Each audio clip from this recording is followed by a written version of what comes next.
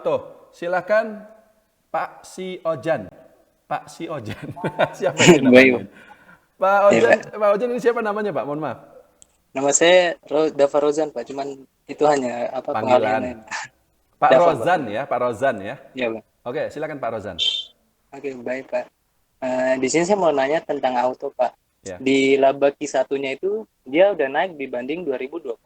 ya, Nah, terus PBV-nya itu masih 0,5 kali. Sedangkan di 5 tahun terakhir itu labanya naik terus Pak. ya, Dan setelah saya lihat di lapangan, orang tetap beli spare part motor Pak. ya, ya, ya, ya, ya.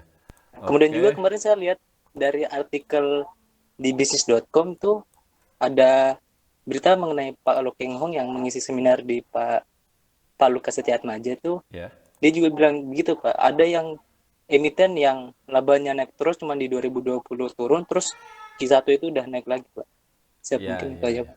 Terima kasih Pak. Oke, oke. Kita coba pelajari lagi ya saham auto ini sebentar kita lihat dulu. Nah, ini annual reportnya juga sudah ada.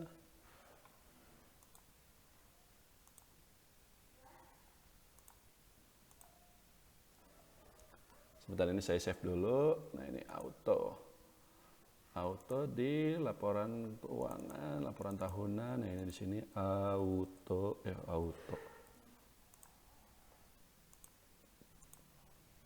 Kemudian di sini ada auto. Laporan keuangan 2021 auto. Oh, udah ada sih, tapi kita save lagi lah. Nah, oke. Nah, sebentar ini hapus dulu harta.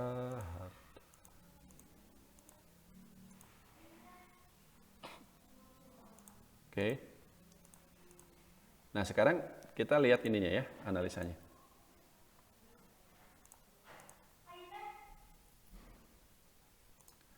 Nah, auto ini pertama kita lihat kinerja terakhirnya dulu.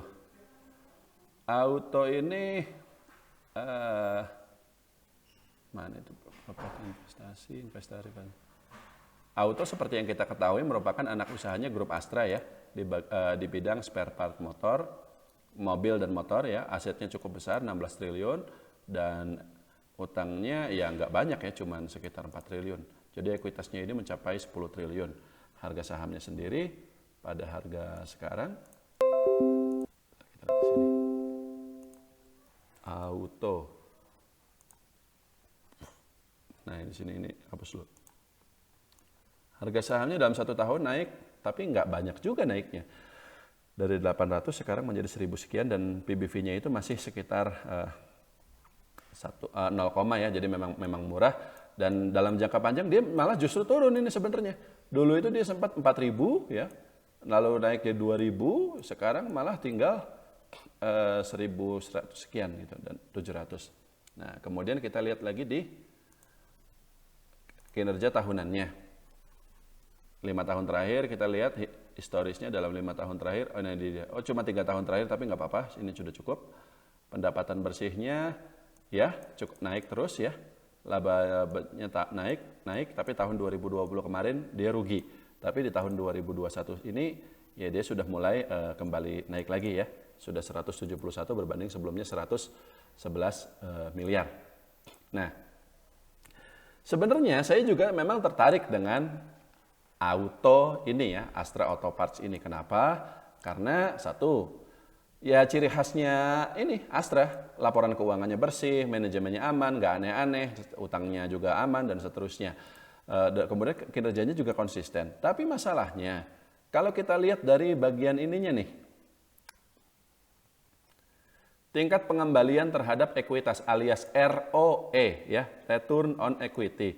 Maka pada tahun-tahun sebelum pandemi, ini kan dia rugi pada tahun 2020 karena pandemi. Tapi pada tahun-tahun sebelum pandemi, 2019 dan 2018 ya, ini kita bisa lihat di sini, angkanya itu kecil, hanya 6% dan juga 7%, nggak nyampe 10%. Pada seminar yang saya sampaikan, sebaiknya perusahaan itu kan ROE-nya minimal 10% baru bisa dikatakan bagus, ya kan? ROE-nya Astra ini sudah saya cek lebih lama lagi, sebelum tahun 2018, itu nggak pernah Mungkin kayaknya dulu banget ya, dulu tahun 2010 atau 2009 pernah ROE-nya cukup besar, tapi kesininya ROE-nya kecil terus. Betul, labanya naik terus, tapi kalau ROE-nya masih di bawah 10%, itu kurang menguntungkan, Pak. Dan saya juga tidak mengerti kenapa begitu. Karena seperti yang Pak Rozan sampaikan, sebenarnya penjualan spare part itu tidak sama dengan penjualan kendaraan bermotor itu sendiri. Penjualan motor, penjualan mobil mungkin bisa turun. Kalau misalnya terjadi pandemi, resesi gitu ya.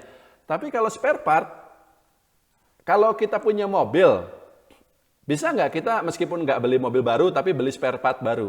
Bisa. Karena misalnya memang sudah tua ya, mesinnya harus diganti. Contoh paling gampang ban lah, ban. Ban itu kan kalau udah 5 tahun gundul, ya nggak? Harus diganti. Mungkin kita masih suka mobilnya, tapi bannya tetap harus diganti. Jadi spare part itu akan lebih konsisten sebenarnya penjualannya. Dan memang pendapatan dan laba bersihnya auto ini naik terus. Tapi ROE-nya itu, Pak, kecil banget gitu loh. Makanya saya sendiri pun kurang suka. Meskipun betul sih kalau misalnya di harga segini ya dia udah murah lah. Dulu ya kita lihat lagi di sini ya. Dia sempat 1.400 bahkan 2.000 ya. Sekarang dia masih 1.000 perak. Dibanding harga terendahnya tahun 2020 kemarin di 800, ya dia masih belum kemana-mana gitu istilahnya. Menurut saya begini, dan kalau Pak Lokeng Hong sih jangan ditanya, pasti beliau suka lah. Pokoknya kalau asal PBV-nya 0, pasti beliau suka.